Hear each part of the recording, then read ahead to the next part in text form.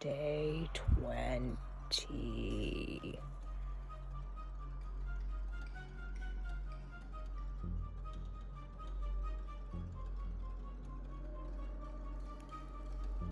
Okay, so I have one more project. This one is what I wanted to do with the bat with the purple lights. I had been looking for a bat that would be big enough to scale with my big spider to put out on the outside of the house.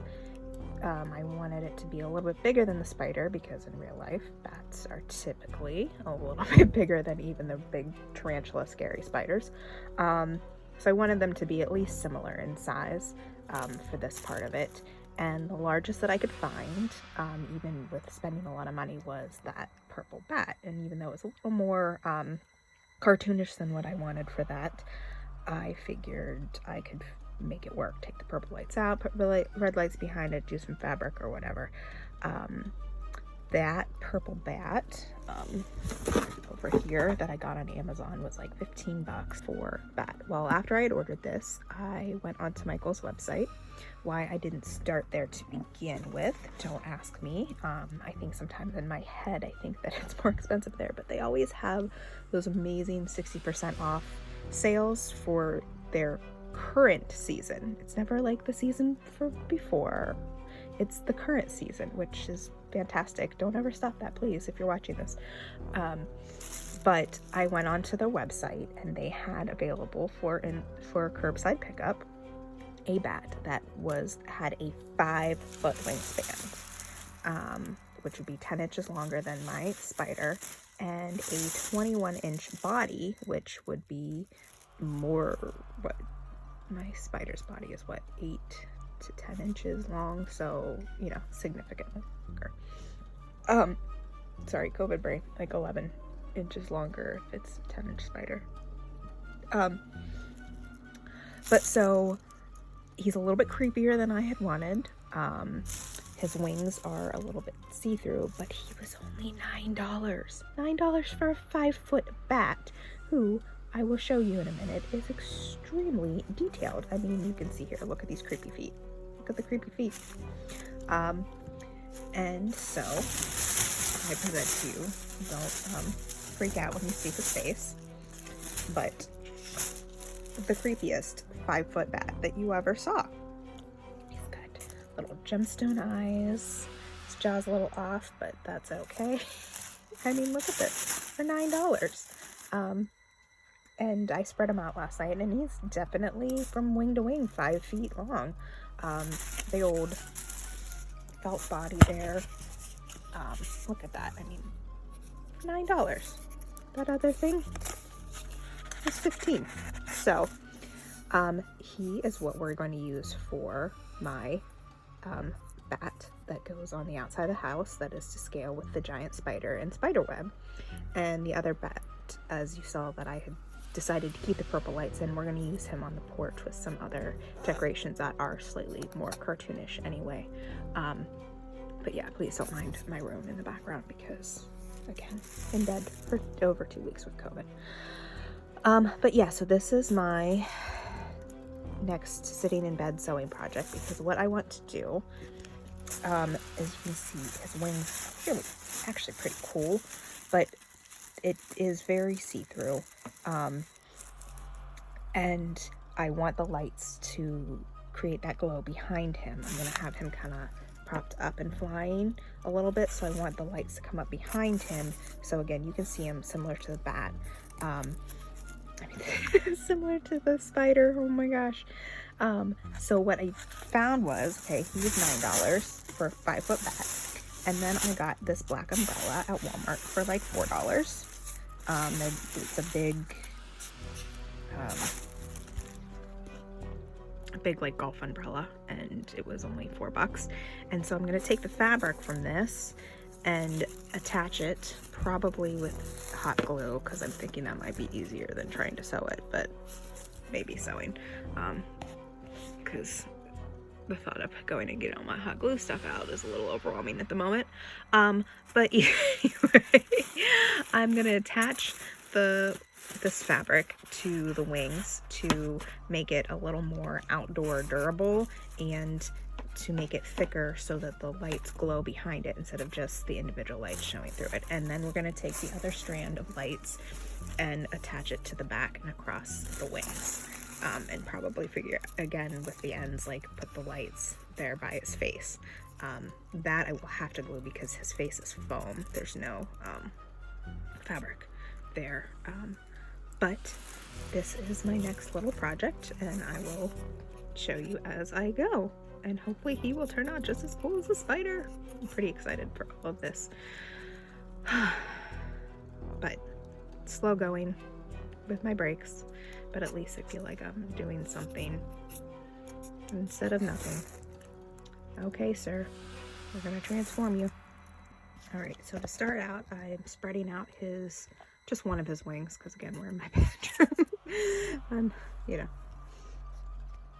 So we're spreading out the one wing. You can see it's this like kind of cool mesh material, which makes it very, very spooky, but not exactly what we need for our purposes. But so it's spread out, and I'm going to take the umbrella here, and I'm going to figure out how much fabric I need to cut off of it. And so a couple reasons why I chose umbrella. Number one, because it's, you know, $4 for an umbrella is actually cheaper than getting fabric. But the biggest reason I found umbrella was the material. Obviously, it is waterproof, and kind of has that sheen that you would see on a bat anyway. And then also, you know, when I got this for the curbside pickup, I wasn't really sure how sturdy some of the wires in the wings were, and obviously the umbrella comes with its own like bendable wires, so I figured that if I needed to, I could, you know, use those as well to help with the shape of the wing. But these are actually pretty good there, so I probably won't need it, and I'm just going to cut the fabric, take the fabric off of the umbrella itself. But what I'm going to do is try to open up the umbrella partially and just figure out how much I need, measure it out to how much to cut off at a time, and hopefully I can kind of cut it in a way that it'll just go on it, but we'll see. Okay, the comedy of me trying to open a very large umbrella on my bed. Slight little snag though, so the tip of the umbrella is there, and the wing is up, just to show you also how big these wings are. It goes to there, so that shouldn't be a problem though, because if I just cut one strip there and then have to do a little bit extra there, clearly there will be enough fabric on all of this. But just to show you kind of how long it is, and the comedy of me trying to open up 52-inch umbrella in my bedroom. All right.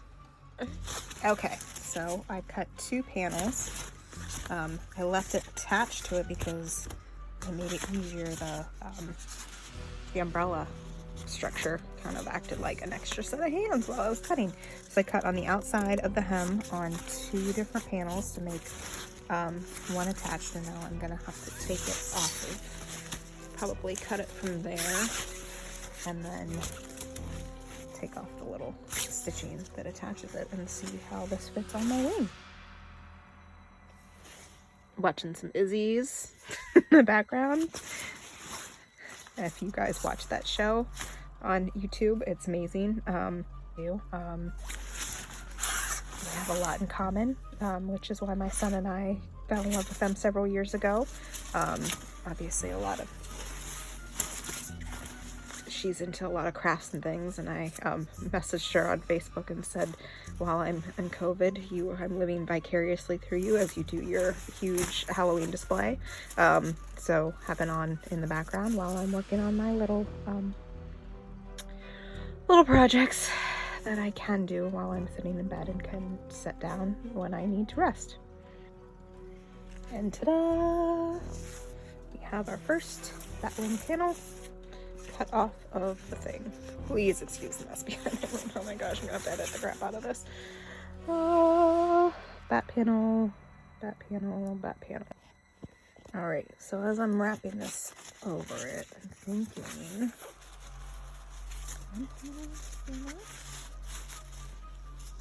no, because it needs to cover up there. So I need to cut 2 panels to get it total coverage there. Then I need to cut, or I can wrap. And if I'm going to wrap, I think I need to put the fabric on this side of the wing. Put the imperfections on the top. Okay. Brain hurts, brain hurts, brain hurts. This normally is really easy for me to visualize this stuff. Okay. I think I got this. Okay, so brain semi-working again today. I'm being so big my clothes because you don't need to see that. Right here. All right, pillowcase covering for the wing. Oh, geez. Brain's working again. Maybe. So I'm going to put it on the underside here. And what I'm doing is lining up the tip of where the umbrella went up onto here, and that reaches perfectly to the tip of that part of the wing. Then I'm going to attach it there, and I'm thinking the hot glue might be the easiest. We'll see. Maybe I'll tack it down a little bit with a couple stitches and then go back through and seal it with the hot glue. That might be a good plan. And then I'll be able to stretch it out and then see where I need to cut down at the bottom to give it that wing shape, or if we want to make the wings even bigger since we have the fabric to do it. And then whatever I cut off of here, I can use to fill in here, because that's going to be kind of a triangle, and fill in the triangle there. And then this is just 2 panels of the umbrella, and I'll be able to have plenty of fabric to put on the other wing. And then possibly even fill in any other place that needs to, if I want to sturdy them up a little bit more. Oh my gosh, look how creepy this little feet are. What is this third? Is that just, oh, that's so that you can make the tail move a little bit. It's that little belly. It's about the only cute part of him. All right. Okay, so I get this down here. So I started with was gonna do some stitching and then seam glue it. I ended up just stitching the whole thing by hand to this part of it. I figured rather than trying to stretch out, it was easier. The wire in there in itself like twists on itself a few times, so a couple times I started going, I was like, oh wait, I gotta twist it back. But and again, it's hand stitched, very imperfect, but it's gonna be up, and I kind of like it because it's, the wings are tattery and teary, and that kind of goes with it. So I've got this top part then attached to the underside of the wing there. You can see on the underside there. So what I'm going to do is stretch this down. And I'm probably going to then next take and stitch to the bones, the wire bones in there, to attach it, and then before I trim and see how far down I even want to trim on that, in this fabric, maybe make, because this way I could extend the wings a little bit thicker if I wanted to. But do that, and then the ends, depending on how tight it pulls it when I stitch that, I might have to hot glue it then to there, because stitching on that is not really gonna work. You can see that they actually did hot gluing as far as molding that down, and a few times that's actually was helpful for me when I was stitching it there, because it kind of stuck it to it and held it there while I was doing my stitches. So that's where I'm at so far. I'm actually not feeling too terrible at the moment, just from sitting here stitching this. It really didn't take me very long though to go run up the side here in the straight line. It was a lot easier than stitching the lights onto that thick felt body of the spider. But I'm going to pause and get a drink and see how much further I can get on getting this wing assembled.